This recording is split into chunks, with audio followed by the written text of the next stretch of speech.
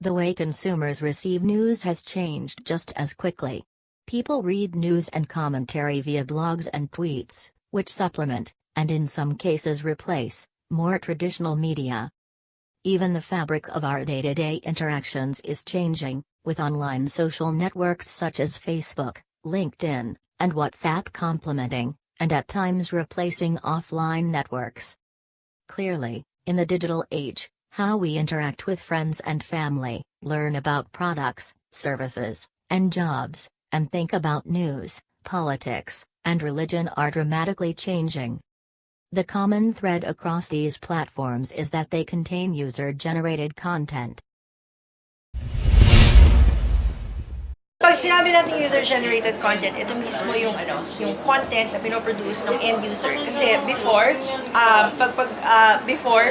the advent of social media or media, lagi lang meron kang content na pinoproduce yung content producers talaga. Diba? For example, yung media, diba? Sila nagpo-produce ng content para sa atin. Pero kasi with the advent of new media, hindi na ganoon. Wala na yung dating isa lang yung role ng producer, isa lang yung role ni consumer. Siguro ang pinaka-common ngayon is our Facebook post. Yung pinopost mo sa social media, yung tweets mo, yung photos na pinoproduce mo, yung post mo sa Instagram, those can be considered as user-generated content. Kasi sa'yo yun. Wala naman iba nag-produce niyan para sa'yo. Mukha mo nga yung naka-plaster. Yung history ng online journalism na nag-start sa isang classroom sa US, they were producing their own content as early as 1990s, diba? Mamaya, baka that time, iba yung definition nila ng user-generated content. What if yung pinoproduce ng mga developers nun sa garahe nila, pero they're not making it available for public? Ang hagandahan kasi ng user-generated content sa journalism is that we cannot expect journalists to always be at the scene when something happens. Usually, something happens, you go there. Ang ginagawa ng UGC is parang sila yung first responders or yung mga tao na produce ng content na they're at the scene na kasi. Nangyari yan nung sa Mumbai hotel hostage taking, if I'm not mistaken. That's one good example ng gamit na gamit ang UGC ng mga journalists. Kasi wala sila dun sa loob ng hotel, wala sila dun sa loob ng pinangyarihan, and yet, they got information from people tweeting, they got information from people covering the scene. Pero hindi to mga journalists, mga tao lang ito na they were siguro publishing on social media, yung mga nakikita nila at na-observe nila and whatever information they have got. Ang ginagawa kasi ng UGC is, it balances yung need for objectivity with subjectivity. Kasi pag ang tao ay nag-post online, at lalong yan ay for example, an individual, wala naman niya kailangan formula na sundin, wala naman siyang korporasyon na kailangan i-please, it's just him or her posting what he or she has seen. I think ang user-generated content, it's a valuable resource for you kasi it allows you to get deeper into the topic, allows you to get into the heart of the issue nang hindi ka nagre-rely dun sa usual gatekeepers, hindi ka nagre-rely dun sa usual purveyors of information, diba? Nakikita mo na kung ano yung pinopost, and sometimes it becomes a lead for you. Meron kang nakikitang possible na taong pwede mong interviewin or pwede mong pagkunan ng information without really leaving. Right now, we are saturated. Actually, oversaturated ka na nga ng user-generated content. There's too much chatter. Kasi yun din ang ginagawa ng user-generated content. Prime example would be Makauson. Ano ba yung user-generated na content na pinoproduce niya? They are highly divisive. Instead of siguro raising the discourse, ang pinopromote lang naman is divisiveness and away. Diba? Eh, hindi pa factual. Eh, minsan mali-mali pa yung pinopost niya. So that's one. And then next, sa user-generated content kasi suddenly everyone becomes an expert at something. Dali-dali magbigay ng relationship advice, ang daling maging political analyst, ang daling maging ganyan. Yung mga tao na produce ng sarili nilang content, hindi naman yan katulad yung journalist na merong code of ethics na sinusunod. Whatever comes to mind, with little regard for the repercussions or for the possible consequences. Hindi sila katulad yung mga journalists na they would take the time na para, bawal doon sa journalism code of ethics or may code of ethics kaming sumusunod. Pero yun nga, napakarami na. How do you even manage that kind of information? People would know, ano ba yung what kind of content am I producing? What am I making? What kind of message am I sending? And then, is it appropriate for them to do? Kasi mamaya, produce ng content. For example, babalikan natin si Mocha. She calls her Facebook page a blog, where in fact it's not even a blog. Hindi mo makonsider na blog yun. It's a personal page, pero I can consider it a blog. So, appropriate ba yung pinoproduce ko for this medium? Appropriate ba yung pinoproduce ko for the audiences? Walang filtering mechanism. I remember one time, this was last semester, newsfeed ko lang. So, pag-scroll up ko, Haji's Buy and Sell, and then porn. Wala kang control doon. It's not something that I wanted to see. It's not something that I was hoping to see. It's not something that I actively searched for.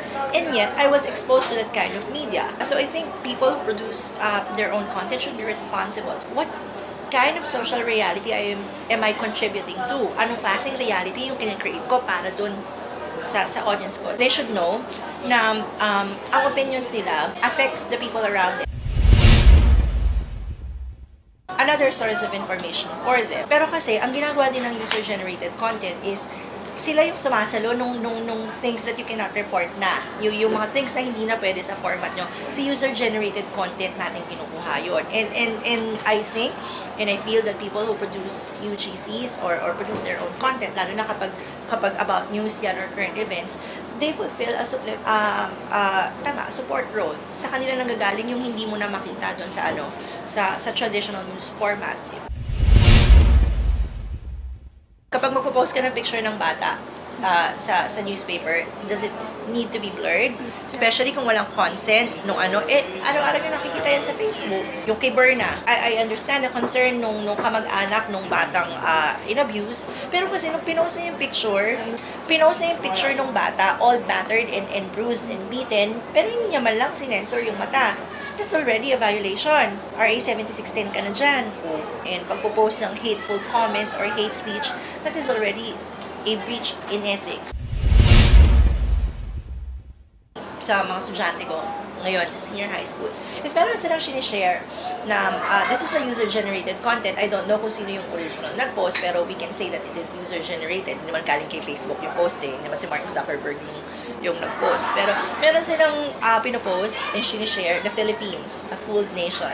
And I was reading it. This is kind of user-generated content that is misleading, highly misinformed, and little by little, as I conducted my research, iba yung sinasabi iba yung sinasabi ng statistics, iba yung sinasabi nung libro, iba yung sinasabi ng history. That's what, yung mga content na ang purpose lang naman ay mag-mislead or mag-misinform.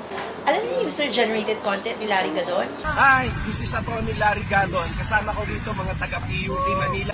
Kagaling ni Larry Gadon. FEU graduate ako, tama raw ako. Mga tama raw, mga FEU. Hindi kami bobo. Alam mo yun, just another noise that's trying to rise above the din.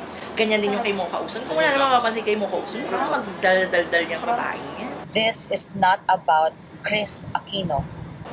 Diba? Another example. I am a Filipino, my president is ganyan-ganyan. Anong gusto mong palabasin? I am a Filipino, I am a voter. Katanggap-nanggap pa yun. I had to unfollow several people.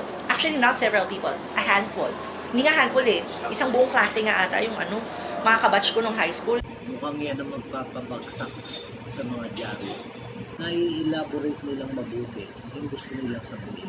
Hindi naman lahat ng gaya ko, sa isang area lang ako. Hindi ko alam yung nangyayari sa iba. Kumukuha rin ako ng sa kanila. Malaking bagay din sila sa communication. Kaya mo pag-usap. Hindi naman niya pinaano muna sa boss nila. O pina-approvean, okay na ba ito? Ganito. Basta gagawa na lang siya na hindi alam. Sisira yung pagkatao. Since I am a journalist, doon ako sa news. Magiging yung iba vlog ko, newsworthy na talagang pakikinabang. The use of user-generated content, UGC, has emerged as an important component of the content marketing mix. Used by publishers, marketers and agencies alike, and driven by the surge of digital platforms, websites and technologies, UGC can provide an effective and compelling way to engage with consumers.